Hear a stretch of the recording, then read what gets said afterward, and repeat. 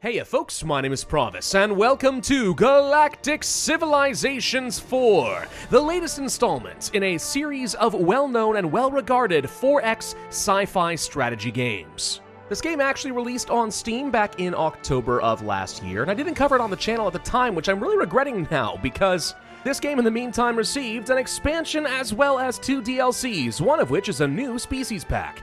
So now I'm jumping into the game, and it's absolutely huge, and I'm having a fun time playing it. And I'm not just saying that because Stardock Entertainment is sponsoring me today to play the game and show it off for you guys during the Steam Summer Sale. And yes, the game is currently at a discount. Now, I genuinely think this game is really quite something. It's got a lot to offer, and I think you guys are going to enjoy this. So, of course, a very big thank you to Stardock Entertainment for sponsoring the video. If you guys would like to learn more about the game, there will be a link in the description down below. But with all of that being said, you guys are here to see some gameplay, right? Of course you are. So let's go ahead and start up a new game. Now, choosing your starting civilization in and of itself is kind of a big decision because there are a number of pre-built civilizations in the game, most of which are based on the previous games, and each one of them plays pretty differently from each other thanks to some abilities that are going to be unique for each of them. There are 45 different abilities in the game, so there's a large combination you can work with and therefore a lot of diversity. Do you want to play as a race of robots that builds their own pops? How about a bunch of crime lords who are allied to pirates, devouring swarms, dragons who profit off of other people's wars and sit on a giant pile of gold while laughing, right? Lots of things that you can do here. And that's not even getting into the custom civilizations, which makes use of something the developers called Alien GPT, which is, you know, AI generation. So if I were to type cultists that worship Pravus, a proto-divinity of chaos, and then hit generate, the game would then try to create some sort of a backstory and origin for my faction. The Pravusian Disciples, a dark and enigmatic faction, whispered tales of ancient chaos clad in sinister robes with cryptic symbols. Perfect, right? And then from there, you'd also be able to select from a number of pre-selected AI artworks from the developers. So these aren't live generated, they just come from a keyword search. And a lot of them do come down to, you know, angel girls and cat girls and stuff like that. But you know, that's what the gaming community wants, right? That said, I'm not going to get into the AI stuff, just know that it does exist. There's a ton of customization you can do. For this particular game, who do I want to play? It might be kind of fun to play with the Archaean Republic over here, just because these guys do look good. But let's say I don't really like the abilities or the cultural focus that these guys are going to have, and I want to customize them. No problem, we can do that. Go over here, you can change up your ideology. Let's say we don't care about traditionalism, we care about egalitarianism. Sure, why not? That seems fine. Maybe I'm okay with something like loyal, but I don't like vigilant. I want to change that out for something else. And again, there's a lot of options here, some of which change up the game dramatically. I mean, heck, I could be genocidal. That's a thing. Or I could be irradiated.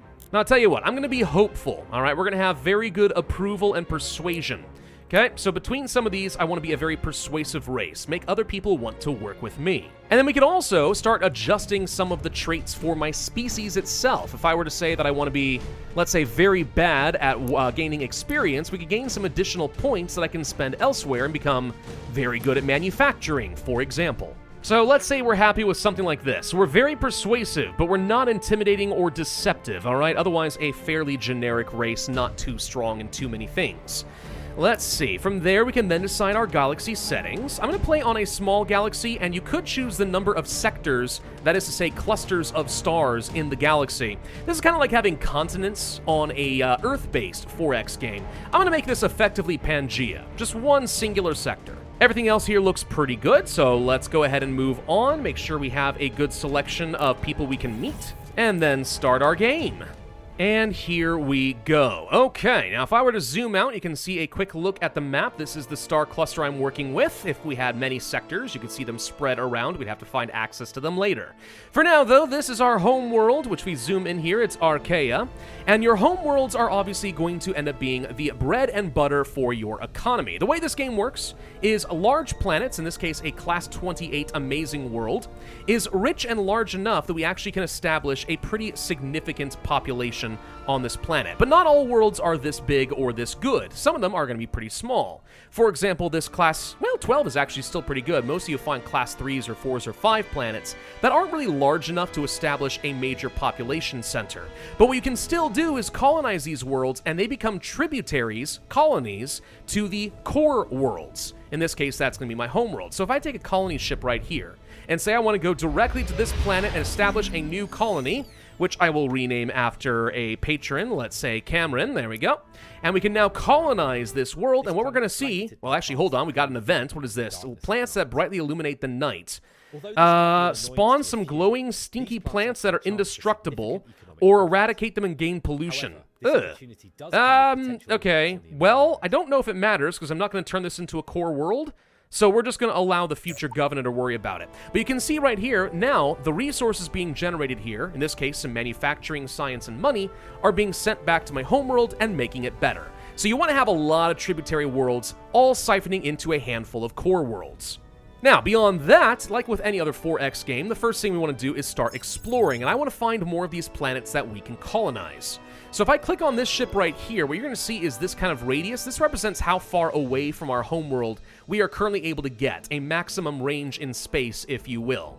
But some ships don't have any range. In this case, a deep space probe can go for as long as it wants to. So let's pick a nearby star cluster and start exploring in that direction, again looking for more worlds. Okay, hold on, a class 30 planet right here is kind of amazing. Yeah, we want to colonize that ASAP. While we are exploring, we will also find some anomalies. If I zoom in here, we can find some capsules or an artifact. So what we can do is take our flagship, which does have a surveying module on it. You can think of it kind of like your own personal USS Enterprise, right? That's kind of the idea. And we can go over here and we can start scanning some anomalies. This will take a few turns, but it does give you some randomized benefits, some of which can be very, very powerful. So that's kind of all you want to do in space to start. Then we want to go back to our world itself. And here, you can see how we would be able to develop our world. There are a lot of different tiles, all representing different terrains with different bonuses to increase the output of our planet. That would be manufacturing, research, income, food, and influence. They all do exactly what you would think they do. Influence basically increases your borders if that one is not clear. Now, this is kind of an unusual world, and I'm not totally sure how I want to develop it. I do like getting a lot of manufacturing kind of early on if we can, but I want to place down a capital city in an area where I have a lot of space to build around it, because there are adjacency bonuses in this game. So if I were to place this right here, for example, we could place it here instead, I suppose, but I don't think that gets me any benefit. So we're going to place this right here. And then we could place down something like, let's say, a neural link, which would increase my research substantially. And you can see numbers for how much value you get out of it. But if I were to place this right here, we could then say I want to have some adjacent research districts, which is now worth +5. We could do another over here, only worth 2, because there's only one adjacent tile. But if I did this here, 9, right? So all of a sudden we have a ton of research in one nice clustered area. What I care more about, though, is probably going to end up being the manufacturing. This does increase my pollution by a ton, though, so maybe I don't want to do this immediately.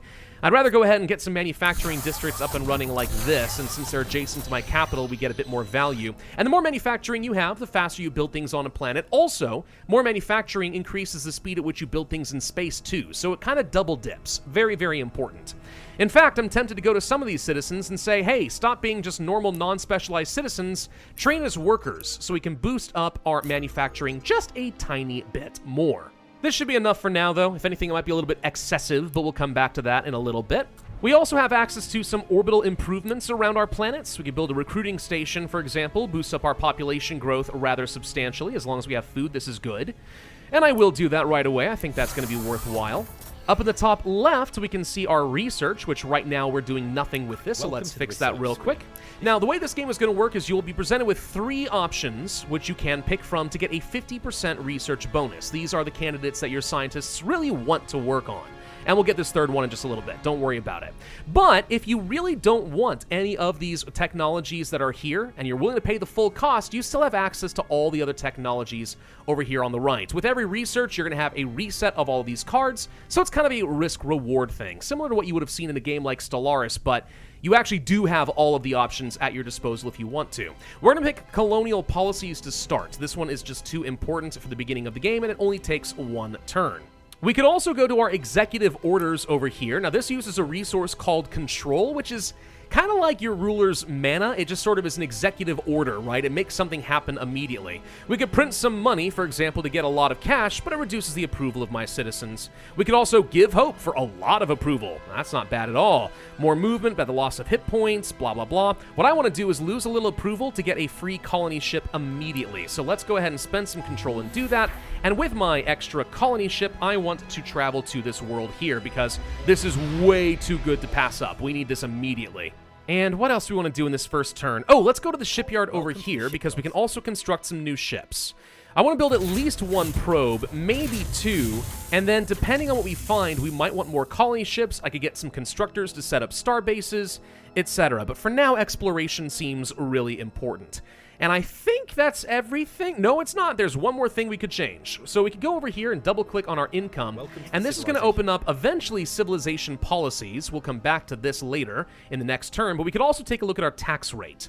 So taxes are how much of your GDP you are extracting, and obviously the higher the taxes are, the more money we make per turn, and money is very, very important. But this does also reduce approval, and lower approval means less manufacturing and science. If we were to reduce taxes, we actually get a fair bit more manufacturing and research. So if you're willing to have pretty low taxes, your planets can start scaling up very quickly. And we do want that snowball, so I'm going to go for very low taxes to start, though we will be needing some money at some point. Is that it? Is that our first turn? I think it is. Let's go ahead and move along. Do be aware, I think this is going to be a longer video than you are used to. I'm not going to play through an entire campaign. That would take several hours. I could do that again in the future if you guys would like me to. For now, I mostly want to introduce you into the concepts of the game and why I think this game is actually pretty darn fun. All right, so we've got our colonial policies done. That unlocks a handful of new things, including stuff we can build on our planets, more policies, and so on. Let's choose some more tech. Increase the movement speed of our ships, improve our sensors. Yeah, these are fine. I think I'm going to go for the extra move for my ships. That could be useful. And now we have some new options down here in the bottom menu. We can go to our civilization. This is where we had our taxes. Now we actually can enact a civilization policy. I could reduce the approval of my people in order to gain a much, much higher growth rate for my people. Not bad. Could also increase our border growth and our income. We could have a trade-off of pollution for income. And also there's professionalism. This is for the loyal trait only. 50% experience bonus. Not bad. But I'm going to go for coerced colonization. I really want to get my population growing fast. The faster we can expand, the better. Whether I want to build wide or tall, it's only going to be a good thing. We also need to take a look at our leaders. So this is a new thing right over here. We can recruit some new leaders, most of which are going to have a very good loyalty value because of my trait, and they each have some different stats associated. We can do a lot of things with these leaders. The most important thing right now is making them into ministers of different cabinets in my government. These will give me some different bonuses, and we only have 3 to start, though you can see several more will get unlocked as time goes on. You'll also need your leaders to be governors for different planets. Also, we could send some diplomats to different civilizations, or commanders for ships, leaders for factions, and so on. For now, though, I want to probably hire all of these guys.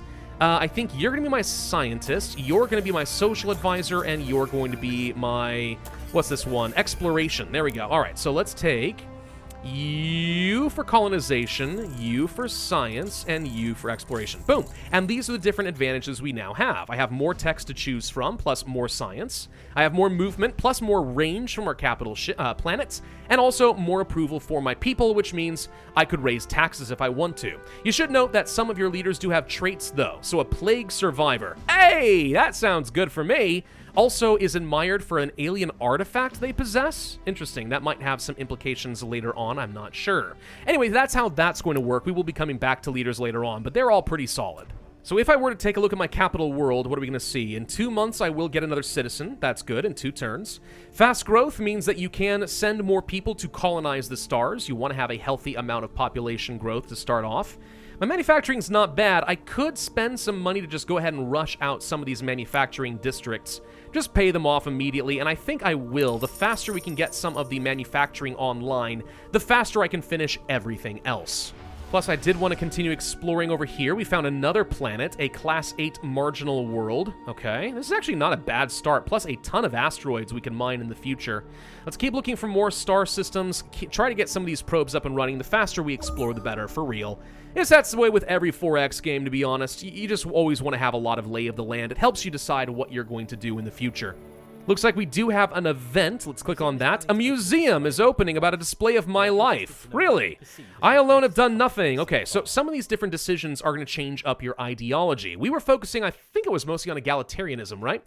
We could go focus on collectivism, progressivism, or nihilism if we want to, and this could give me some different bonuses. In this case, like, for example, nihilism will give me some intimidation, make it easier for me to intimidate other races when we meet them.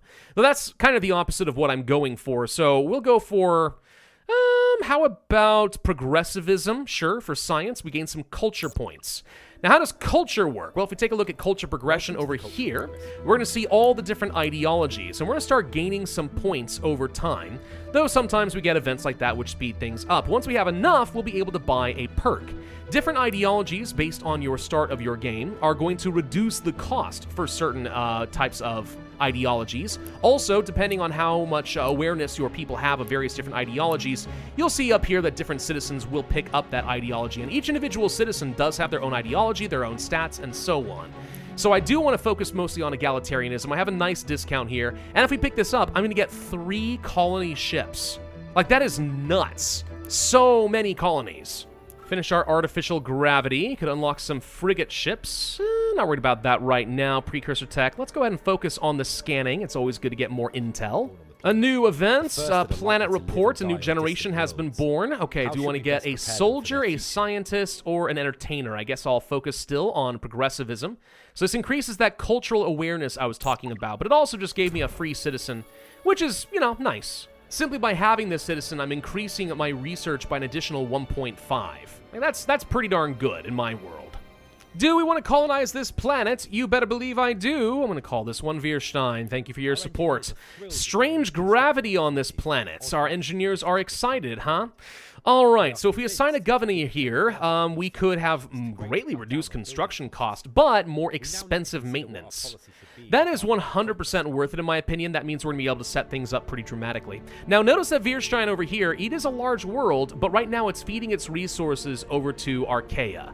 I would need to actually assign a governor here in order to turn this into a world that I can micromanage. The question is, do I want to do that right now, or would I rather wait for later? Let's see, do we have any new leaders that I could recruit from that would be good?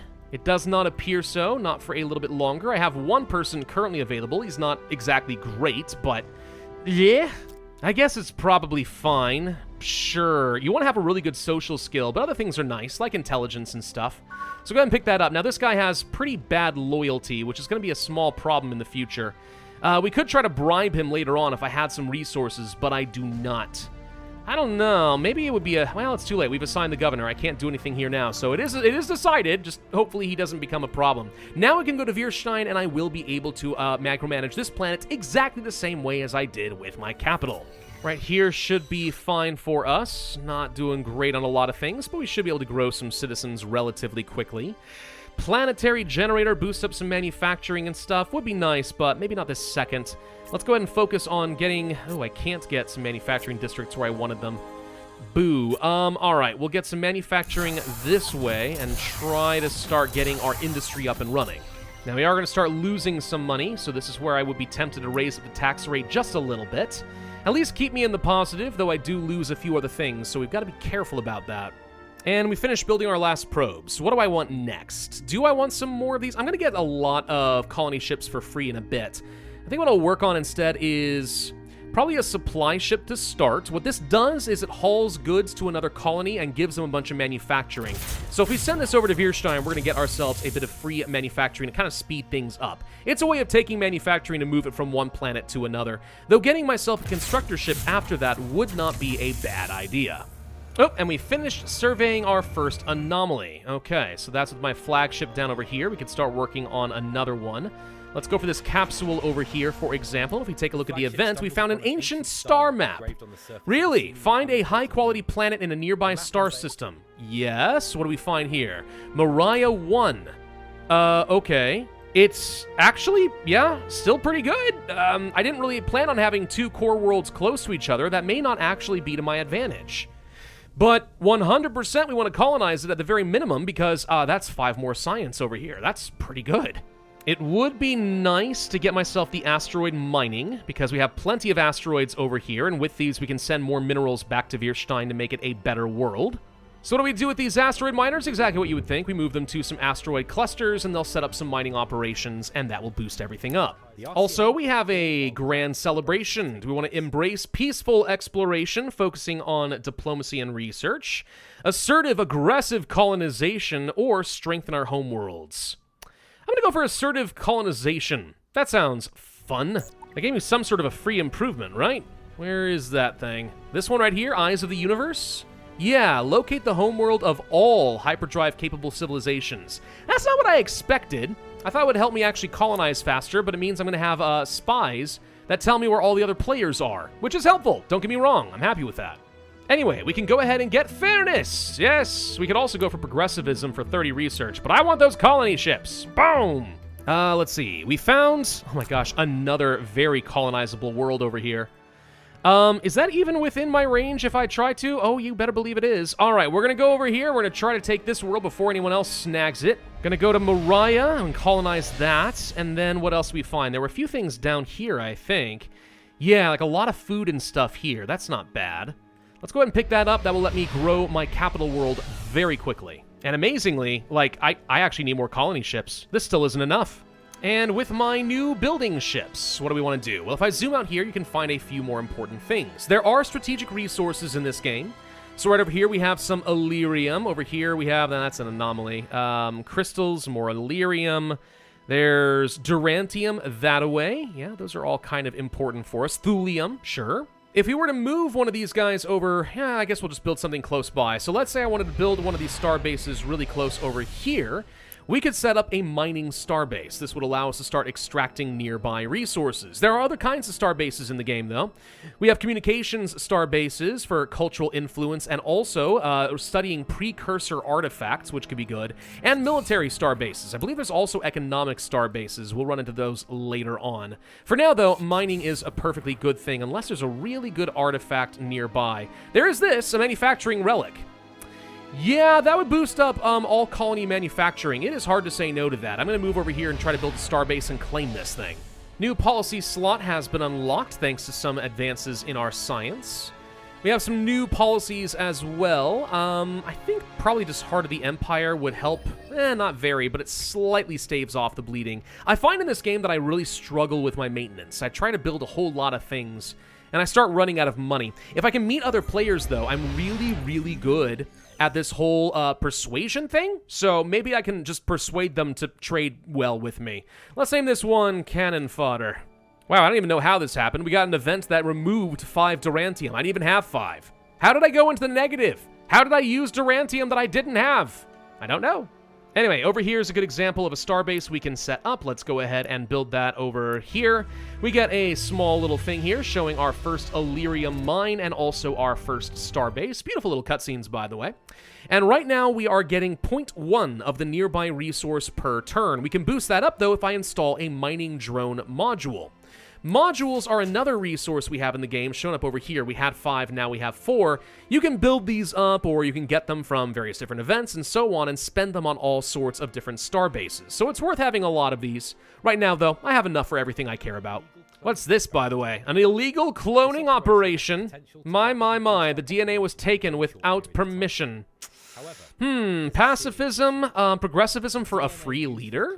Hello? And also totalitarianism, 2 free clone citizens. Wow. Alright, so, that would be a lot of approval to lose is the problem. Like, a lot to lose. I'm gonna hatch the clones, learning about totalitarianism, because I might go to war in the future. Maybe. I don't know. That's fine. And with those extra citizens, I think more colonizing. Another planet ready for colonization. We're going to call this one Lex. There we go. And it will send resources back. Now, one thing to note is the further away these planets are from a core world, the more decay we will eventually get, or in this case, I guess it's supply attrition. So 26% of the resources here are being lost in transit. So it's not perfect. You don't want to just have one planet with everything feeding into it. You get significantly diminished returns. Which is why I don't really see a lot of advantage to having tons of core worlds close to each other. It might be worth it, just because each individual world can do a ton, but my economy can't sustain it yet, so for now I'm happy with what we've got. I am honestly shocked we still haven't met any other players. There should be a number of them out here, but somehow we're not finding them. That's kind of a big part of the game, so I wonder where the heck they went. Oh, I just realized I can't actually colonize this. I need extreme colonization over here. It's a radioactive world. Oh. Well, okay, that's less useful. Another planet available. We'll call this one Enderu. Okay. Ah, we found another player, finally. Okay. Now, the thing is, alien races don't all just speak English. That'd be convenient, but it's not true. So, we just kind of, like, smile and, like, say, yeah, close transmission. We have no idea what these guys are garbling. We're going to need to research the Universal Translator. Now, the Universal Translator is something we could have researched a while ago, but I was holding off on that specifically because we're going to get an event, a mission, to research it and get 10 more culture points if we do, which is going to help me, you know, just rush out another one of these little traits over here. So, I figured it was worth waiting. Oh, and let's set up that communications starbase over here so I can have the Xenoarchaeology lab, which lets me start taking advantage of the relic over here. Perfect. Ah, another guy. Okay, these guys are the bad ones. Yeah, not just smile and wave, boys. Smile and wave. There's that mission I was talking about, a way to communicate. Okay, and if we take a look over here, there it is, Universal Translator, 10 culture points. We also need to assign a governor, apparently, get more approval and culture points that way. Sure. There's another world for us. This one's relatively small, but we'll call it Colonus. More tributaries to the capital. And we could start working on some more aggressive militaristic techs. There is a tech tree. If we actually were to look through this, we could see that there's engineering, science, weapons, defense, logistics, and governance. And a lot of different technologies that all come from these. So certain things you're going to be looking for, like for example, until we get planetary invasion, I can't actually invade an enemy world. So if you're missing some of the prerequisites and you go to war, you're going to be sad. I'm going to go for the Universal Translator here. I know it's not one of the cheap techs, but it's worth it because I want to finish that mission and be able to talk to people. Huh, this is a funny little event. We found a pocket dimension surrounded by aliens watching us, just like amusing. We can make the game easier or we can make the game harder. It's literally an event just talking about the player. Right, we're going to pretend we didn't see this, even though I would love to make the game easier. That's just cheating. Come on. There's my universal translating device. Okay, so as a result, we'll be able to get ourselves some more culture points. What else do we want here? Xeno research is fine. Let's go over here. Do we want to get representation? So colonies get extra influence, or do we want to make our core worlds get a lot of influence? Let's let them build up their borders dramatically. Perfect. Now diplomacy is a thing. Hi, other people. Let's try trading with them. Let's see what you propose. Now here's the deal. One thing that's really strong in this game is being able to, like, sell the technologies you've researched in order to get, like, either their technologies or just a lot of money. So you don't even know about artificial gravity. Would you like it? I bet you would. Would you give me money? 170 credits. It's not bad. What about credits per month? Maybe willing to give me, like, 3. It's not a lot. Maybe I could just get the credits. I'll take the 170 some credits. Boom. And the more we can trade with these people, generally speaking, the happier they're going to be. And we want people to be happy with me because that means they don't declare war on me. And also, they can give you some really generous trades if you actually make them happy. And remember, I'm very persuasive. Like, I'd love to get the hyperwave radio from these guys. So we learn how to get a flagship. That could be nice. How about that artificial gravity thing? Oh, that's really good, you say. Okay, would you also give me some money? Sure they would. Honestly, the more races that we meet right now, the better off I'm going to be. I'm super duper persuasive. And we have another policy. What do I want? Research grants, lose money, gain a ton of science. I can't really afford to keep losing money. We could export some food safely, though, and make a little bit of money. That's a thing, I guess. Land exploitation, professionalism. I guess the extra experience isn't a bad idea. You might wonder, why do we care about experience? Well, some of your ships, like my flagship over here, actually can gain XP as it completes missions and fights and stuff like that, and it will be able to upgrade components. So, you know, just having more experience just means better flagships and stuff like that. It's not bad. Whoa, what's happening over here? I think someone just shot at me.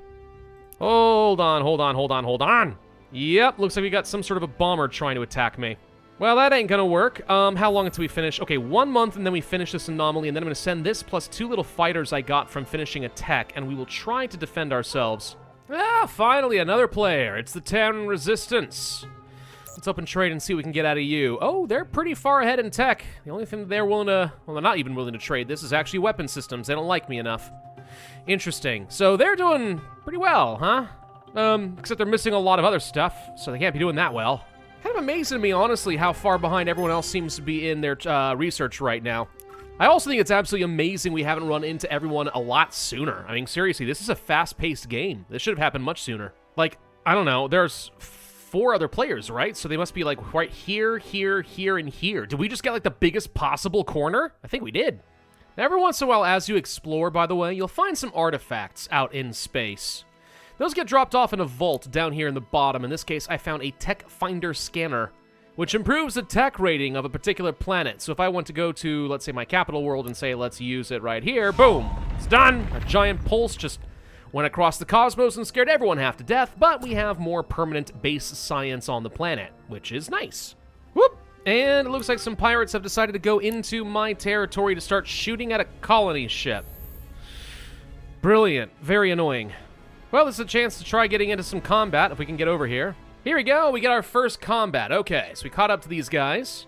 We could do a quick battle. I'm just going to go ahead and watch the battle, and this does let you actually see what's going on. You don't have any real control over it. It's more just sort of visualization. Hold on, there should be a way to do cinematic stuff, right? There we go. Cinematic map mode. Hide the HUD. Boom, boom. All right, the way that this game works, if I recall, is you have missiles, typically are the longest range weapons for a very good salvo. Then you follow that up with, usually I think, beam weapons and then kinetic weapons, or maybe it's the other way around. But you have to check that against evasion chance and so on. We'll take a look at ships again in a little bit, but we lost one fighter out of the arrangement, not a big deal. And we took care of the dang pirates. Not to mention our capital ship did level up, which means we could spend, let's say, some lyrium to get some beam attacks. And we could also boost sensor range, movement speed, hit points, and so on. I think the extra beam attack isn't a bad idea. This is GNN, and looking today at the most populous civilizations of the galaxy, we see that the Arcane Republic is absolutely slaying it. Do you think it's time to start building some proper combat ships? Yes, maybe. If we want to actually do something, we could adjust some of our ship designs, because I said that there was a lot of customization in this game, and I was not kidding. We could take a look at, let's say, maybe using this design to start up a new design. We can do something here for some Corvettes. And we might decide, hey, I don't really like this Gauss cannon. We'll just go ahead and take that off and swap on some rockets or something if we wanted to. That's all fine. We could also go to cosmetic mode and literally just start adding, like, components and stuff to the ship and changing what things look like. Like seriously, when I say there's a lot of customization, I am not kidding. Who is going to be next on the colonization track? It's going to be none other than Thrak! Thanks for your support. And another good world today would be Methos. Ooh, I've just unlocked battle cruisers. Okay, that should mean we are able to get ourselves some real good stuff. Let's find a shipyard. Let's go for ship classes. Let's show existing designs. What do we have here? The Dragoon Cruiser. Hello. So this has a handful of lasers, and you can see how much damage or attack value they'll have, what their range looks like, their cooldown, their accuracy, and so on. Also, every ship has a limited amount of mass to it, so you can only strap on so many modules. Shields, hull, lots of lasers, and Gauss cannons. This doesn't seem too bad. I mean, it's not exactly a missile boat, but that's fine. Yeah, okay. And this is coming at a good time, too, because as much as I would like to go and attack someone else, the pirates are getting a little bit uppity. They got a lot of little ships over here. Like, a lot of them. Jeez, dude. I'm gonna have to actually use my modules to get defense systems on so many of my star bases. This is one problem with my empire. I'm very spread out right now. Here's a slightly larger battle. It's predicting massive wins for me, and that's going to be partly because my technology is superior. Having the early evasion plus shields and stuff can make a very big difference in this game. Honestly, the cinematic mode is pretty fun here. This actually reminds me a little bit of, you know, Star Wars Empire at War, right? Same kind of idea there. Anyway, there we go. Victory for me. Aha, we found some pirate bases. I've been wondering where they're spawning from, and there it is. All right, if we can get in here with one of these fleets and take that out, that is one headache removed. We've got to hunt these guys down. Also, looks like the bad guys over here are growing quite a lot, and diplomatically speaking, the warmongers are not very happy with me. Weirdly enough, the Devouring Swarm likes me, but yeah, these guys don't. We're going to be getting into war soon, aren't we? Yeah. Got another world over here. We're going to call this one Lucidus, because I'm going to turn this into a proper core world. Exotic fauna! Ooh, commercialize it for money! Unforeseen consequences. Ah, it's fine. You know something I think I've been really falling behind on? It's a good thing I haven't had to go to war at all. Because, amazingly, almost all the 50% research bonuses I've gotten have had nothing to do with advanced weapons. We still have not got advanced or even basic railguns, missiles, and so on. I've been strapping stuff onto my ships. It's been fine, but, like, we haven't got anything good. I don't want to go to war. I don't want to go to war. I mean, I do want to go to war, but I want to go to war once I have upgraded weapons and I can slaughter my enemies. Specifically, the Yor don't like me. Mostly because I destroyed their ambassador's ship and then gloated about it. Which I don't even know if I did. I just, when I saw the opportunity to basically intimidate them and say, yeah, I mean, whatever.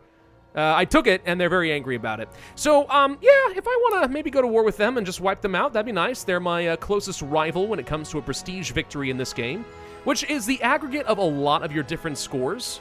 But if you can complete various different galactic challenges, that's one of the fastest way to boost this up. Prestige victory is probably the most fun way of winning the game. I think we're just about ready to go to war against the Yor. The funny thing is, I'm pretty sure they're technically stronger than I am, but I'm hoping if we get the drop on them, my good old-fashioned player intuition will eventually be able to beat them down. Because our fleet's looking a little bit better nowadays. The thing is, if I really want to stand out, what I should do is refit. Because now that I've unlocked some new shields and new weapons and stuff, we could actually go to a bunch of our different ships and say, hey, I want you guys to get upgraded in some way or another. So these Dragoons could become cavalry, which are just objectively better ships. But it's kind of expensive and it's going to take a long time. I think we're all right. Okay, do we think we're ready to just go ahead and start being aggressive? I think probably yes. I've got 4 fleets that are at maximum size, one of which does have at least a couple of siege ships for burning down a planet, plus some transports for my troops. So hopefully that's going to be good enough. Let's get ready to go fight the Yor and just test our metal. How's it going, you giant metal freaks? The time has come to destroy you! Yes, you heard me! There we go. Alright, now we have to decide what kind of a war we want to get into. A war of defense, a war of expansion, conquest, or annihilation. And depending on which one we choose, we are viewed as being extremely aggressive in the rest of the galaxy. Minor diplomatic penalties, preempt aggression, protect the borders. I want to expand the borders and spread my influence. I don't really care about the rest of this. I'm going to take out at least a little bit from you. At least one core world is the requirement. So that's good enough. Let's declare our war. Goodbye. So this fleet back here is the one I need to keep protected. This one has my siege ships, which are good for orbital bombardments. And then I have my troops. So this is fragile. Keep this alive. Send the big boys in. Oh, and there's our star bases taking a few shots at us. Which, yeah, that's a big, scary military base, so it's got a lot of big guns on it, for sure. That said, we should be able to knock out one of your mining bases, destroying your source of Promethean. And I'm going to watch this just because it's fun to see what's happening. Look at all those missiles go. Wah-ba-ba-boom! And that's before we even get in range for the good stuff. What the heck are you shooting? Oh, those are other missiles. I don't even know if I have any point defense. I know point defense is a thing. I think some of my ships have it. I know I didn't add it, though. Well, either way, I just took a little bit of damage on one of my repair ships, and that's about it. Not bad. And we can also take on their shipyard, which has a couple of cargo ships. Alright, good. We can take those down. Bye. And then we just start doing some missile volleys on the planet, I suppose. Which seems a little mean, but you know, if it starts weakening the planet. Oh gosh, one of my fleets can definitely take on this military starbase, no problem. Excellent. So that goes away. So how good are my missile volleys if we are hitting the world with the siege? Doesn't feel like it did a lot, to be honest. How do I guarantee that I use the siege ships to do as much damage as possible? I think we actually may have destroyed any defenses, because now I'm not able to do any more missile volleys on the planet. It will take 3 months to conquer this world. Alrighty, we'll have to give that one a go, won't we? We could do planetary assault. We could do the orbital bombardment. Okay, we could take it down a lot faster. But then we kill most of the improvements. We could also go for surface invasions. 2 months, kill a bunch of their citizens.